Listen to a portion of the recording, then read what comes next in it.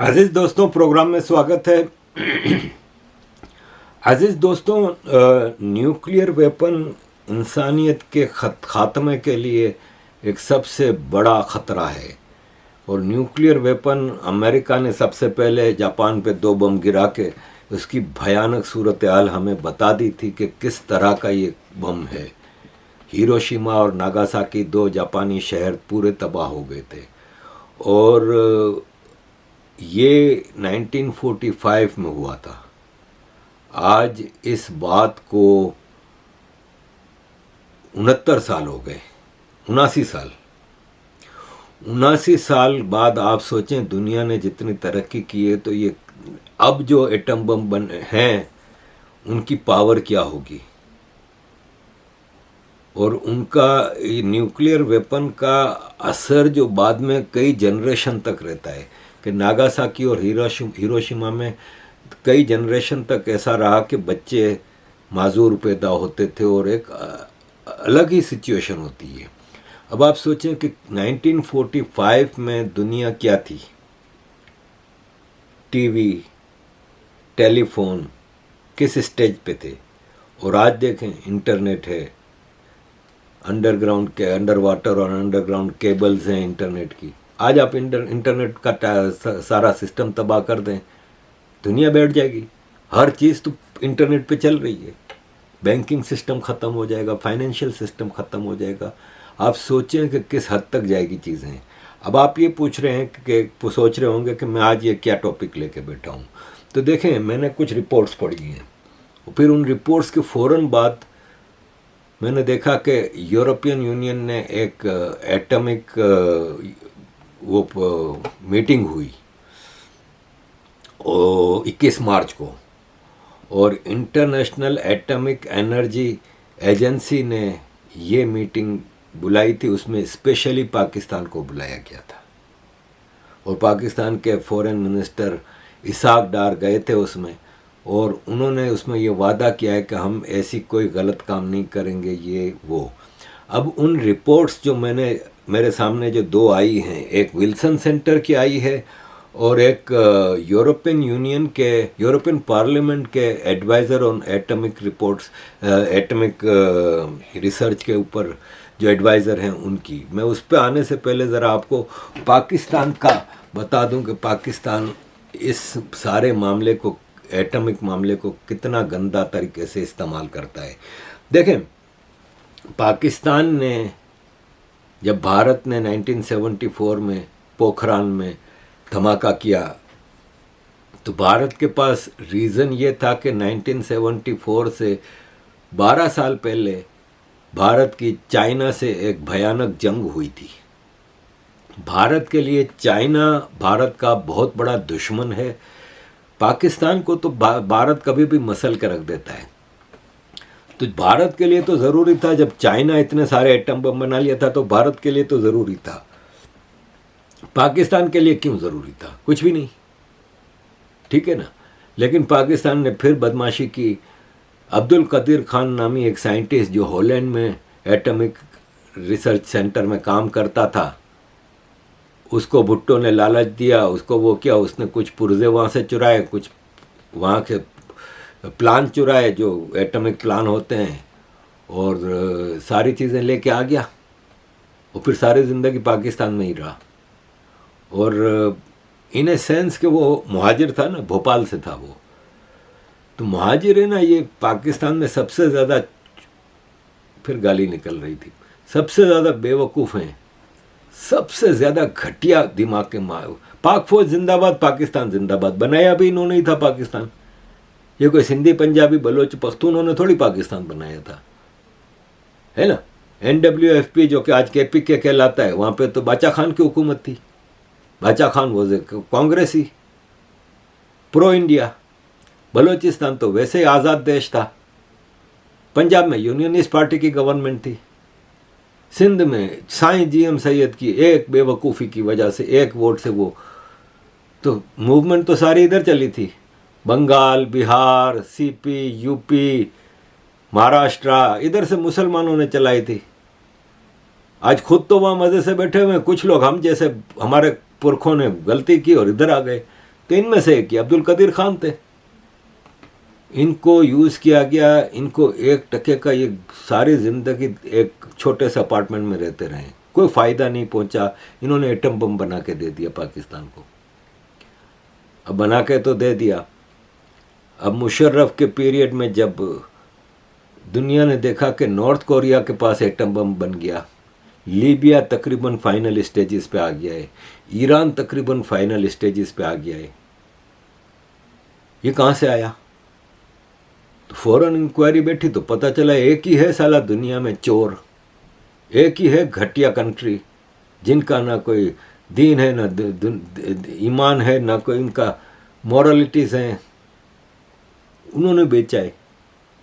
अब उस वक्त 9/11 हो चुका था और अमेरिका बहादुर को पाकिस्तान की ज़रूरत थी, क्योंकि उनको जो उनका 9/11 के बाद का जो एजेंडा था उसके लिए पाकिस्तान की ज़मीन की ज़रूरत थी। वहाँ से सारा जो लॉजिस्टिक है वो तो कराची से ही आ रहा था, कराची की पोर्ट से। जितने अटैक कर रहा था अमेरिका वो पाकिस्तान के एयरपोर्टों से और उधर से हो रहा था सारा कुछ। अब उनको पाकिस्तान की ज़रूरत थी तो इन्होंने मुशर्रफ को पकड़ा कि ये तुमने एटम बम दिया है, नॉर्थ कोरिया तो धमाके कर रहा है और तुम्हारे पास जो मिसाइल टेक्नोलॉजी आई है वो नॉर्थ कोरिया से आई है इसके बदले में। अब मुशर्रफ ने कहा कि ये तो अब्दुल कदीर खान ने बेचा है, वो जो सारी ज़िंदगी पाकिस्तान से फिर निकला ही नहीं जब से हॉलैंड से वापस आया है, उसने बेचा है। इतना बड़ा एटॉमिक प्लांट है, इतना बड़ा सब कुछ है, ये तो नहीं है कि कोई जेब में रख के जाके नॉर्थ कोरिया को दे के आया है। पूरी आर्मी इसमें इन्वॉल्व थी, लेकिन अमेरिका को पाकिस्तान की ज़रूरत थी। अब्दुल कदीर खान को बली का बकरा बनाया गया, चल भाई हो गया काम। तो पाकिस्तान ने ये पहले किया है। ईरान का इन्होंने मामला ख़राब कर दिया एटॉमिक प्लांट का, तो लेट हो गया, लेकिन अब ईरान तैयार हो चुका है। ईरान ने यूरेनियम की जो प्रोसेसिंग होती है वो इस हद तक कर ली है कि 8 से 10 दिन के नोटिस पे ईरान का एटम बम निकल आएगा। नॉर्थ कोरिया ने तो कर ही दिया, ऑलरेडी 7 धमाके कर चुका है नॉर्थ कोरिया, और 8वें की तैयारी कर रहा है। लीबिया का इन्होंने तबाह कर दिया।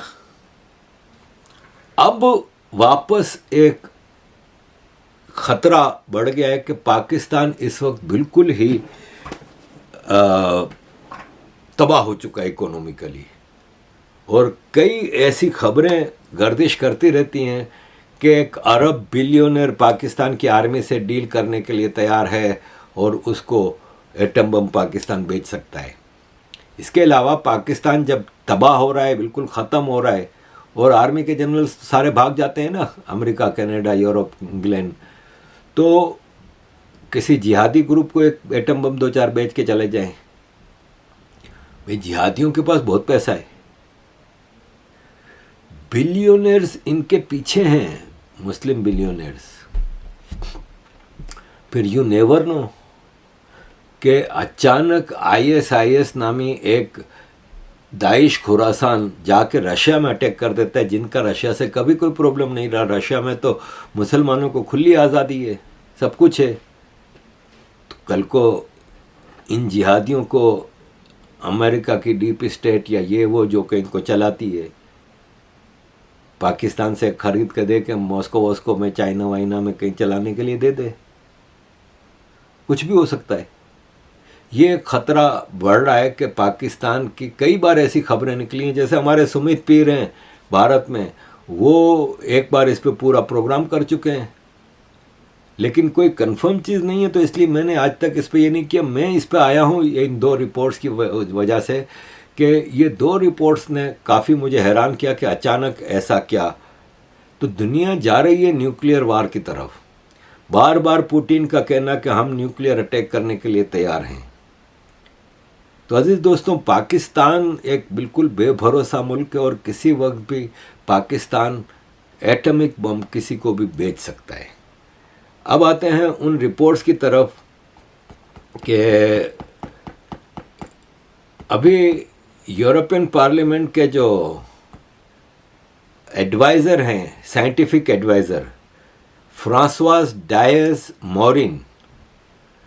Scientific advisor to European parliament on nuclear affairs and a nuclear security expert, उन्होंने कहा है कि न्यूक्लियर टेस्ट के ऊपर पाबंदी है।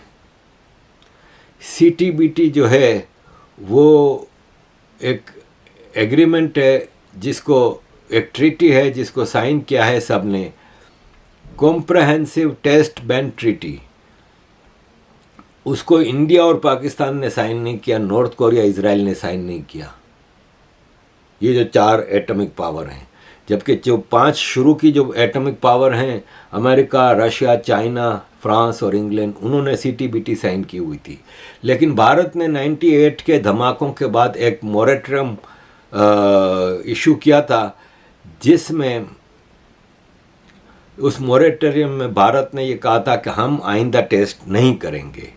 लेकिन जो करंट सिचुएशन है, ये जो मिस्टर फ्रांसवास हैं जिन्होंने कहा है कि सैटेलाइट इमेजरी से हमें पता चला है कि 2021 से रशिया, अमेरिका और चाइना की जो न्यूक्लियर टेस्टिंग साइट्स हैं ना, वहाँ पे एक्टिविटी बहुत ज़्यादा हो रही है।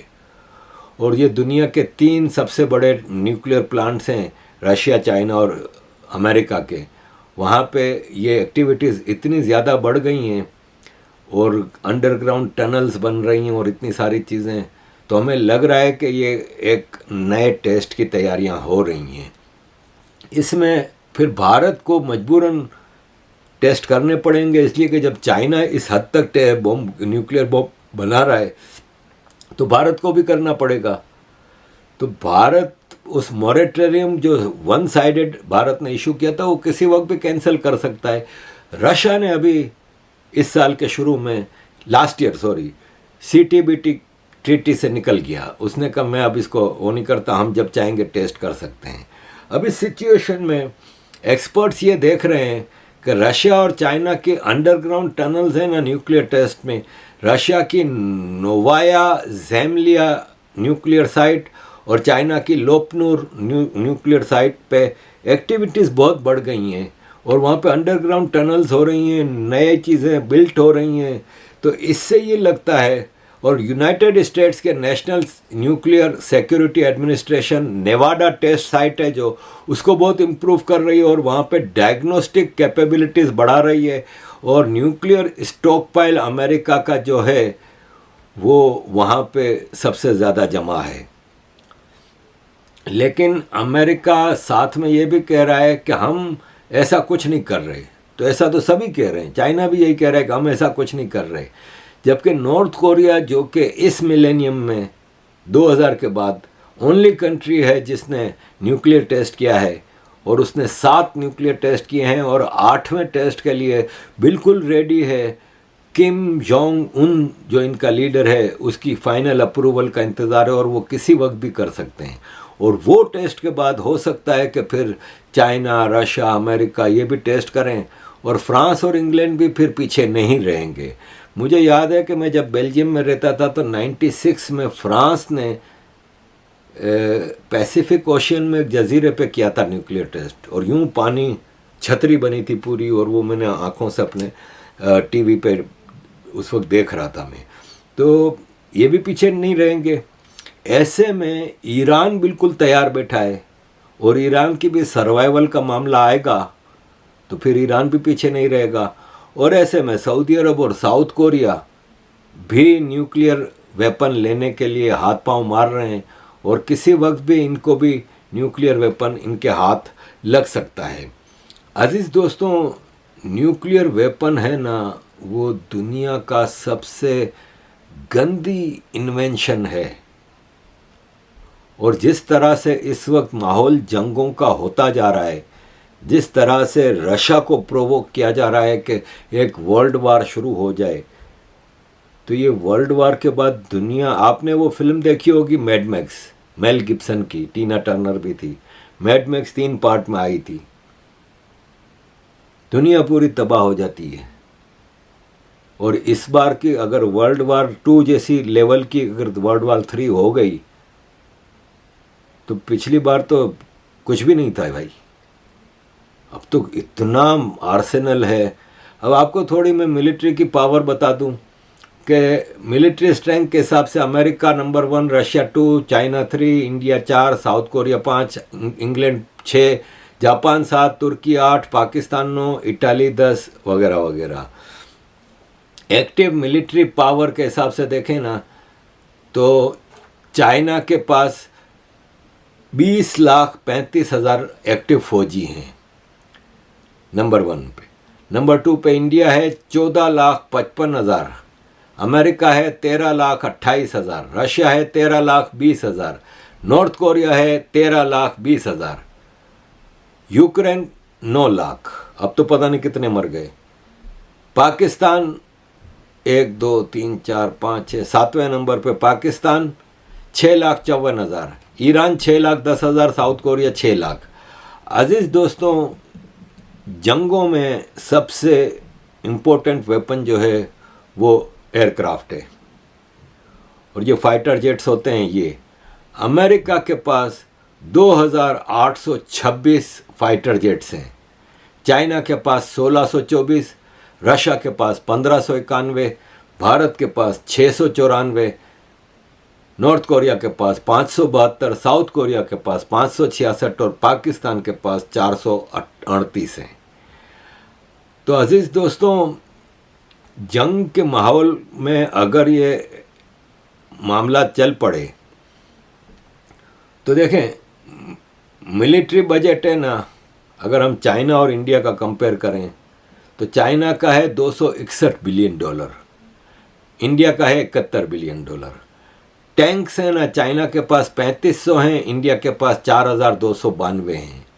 एयरक्राफ्ट चाइना के पास 3,200 हैं, इंडिया के पास 2,100 हैं।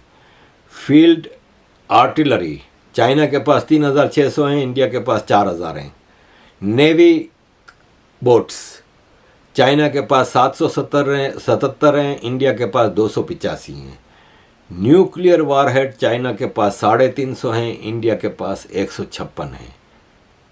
अजीज़ दोस्तों, किसी किस्म की भी बड़े लेवल की वॉर है ना, उसने दुनिया को तबाह कर देना है, और ये मेरी समझ से बाहर है कि जो भी इस जंग को बढ़ावा दे रहे हैं वो किस दुनिया में रह रहे हैं। वो उनकी समझ में नहीं आ रहा कि किस तरह ये पूरी दुनिया को तबाह कर सकते हैं, किस तरह दुनिया की तबाही। अब जैसे ये इंग्लैंड ने नया लेज़र वेपन टेस्ट किया है, 1 किलोमीटर दूर अगर कोई सिक्का कॉइन पड़ा हुआ है ना, उसको एक फायर से लेज़र वेपन के गिरा सकता है। कॉइन को 1 किलोमीटर दूर की, इतना परफेक्ट उसका टेस्ट हुआ है। और सिंगल फायर की कॉस्ट है $1,000 इंडिया, 10 पाउंड $13। क्या क्या दुनिया में इजादात हो रही हैं वेपनरी में, और दुनिया किस तरह जंग की तरफ जा रही है, दैट्स हॉरिबल। अजीज़ दोस्तों, let's see. Thank you very much for all your support. Kindly keep supporting.